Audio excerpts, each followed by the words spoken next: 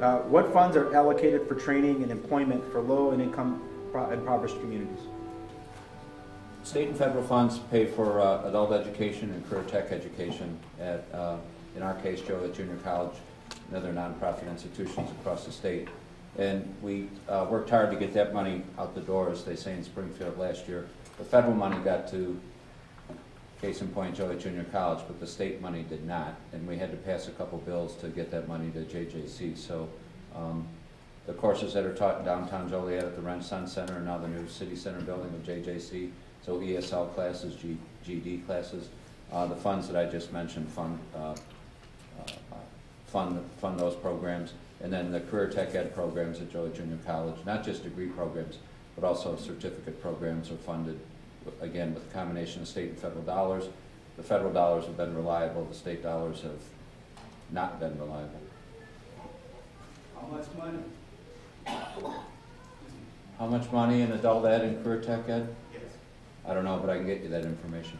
What new jobs are coming to Joliet that will pay a living wage? Regarding state facilities, so I mentioned the repurposing of the Illinois Youth Center. There Yeah. should be 350 jobs at the Joliet Treatment Center on McDonough Say Street. that again? You couldn't hear you. There should be approximately 350 jobs at the Joliet Treatment Center on McDonough Street, formerly Illinois Youth Center on McDonough Street. I know a number of you in this room advocated for passage of House Bill 5813, I think was the number. House Bill 5813 would have raised the wages of men and women called DSPs, direct service providers or direct service professionals. These are the people that work for Cornerstone and Trinity and Center for Disability Services and staff group homes and help people with disabilities. Statewide, their average pay is $9.35.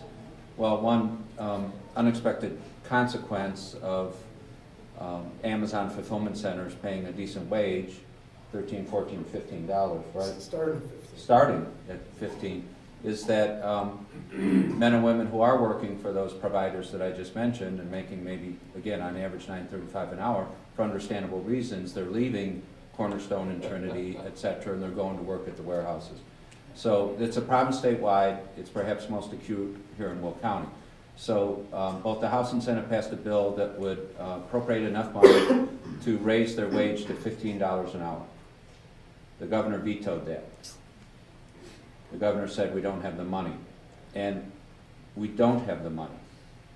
I mean, we could argue about what are our priorities, and maybe we want to shift the money within our constricted state budget to find the money, but that didn't happen. There were hopes for a veto override. That failed. So I brought with me a handout that lists sources of information on state tax policy, because one reason we're short of money and can't do such things as fund these people who are doing this most important work, $15 an hour, is because we have a tax system that's decades out of date. And we need to modernize it like surrounding states have done. If we had the state tax system of Iowa, we'd be several $billions to the better. Iowa. If we had a progressive income tax, if we broadened our sales tax, which is one of the narrowest in the nation, we'd be doing much better. So Illinois is long overdue to modernize its tax system to suit the 21st century economy.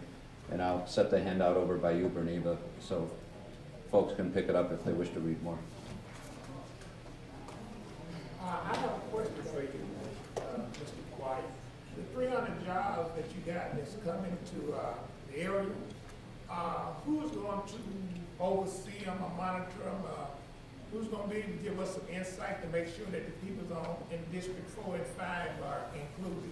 Are you talking about the jobs on McDonough Street? Yeah, the 300 jobs that you were just talking about. Can someone tell us what kind of wages it's going to pay?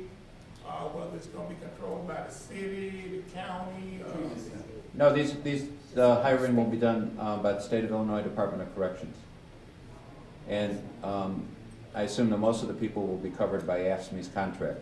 Now, some of the people who worked at IYC and were forced to relocate to Kewanee or St. Charles or other state facilities, they probably have first dibs on some of the jobs which will be created at the Joliet Treatment Center. That's being worked out right now.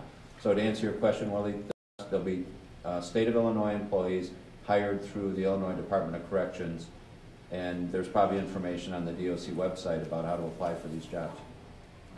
That's kind of what I figured, because see, a lot of time when you talk about the grants and all the stuff that's coming to town, it never impacts District 4 and 5, the low income people.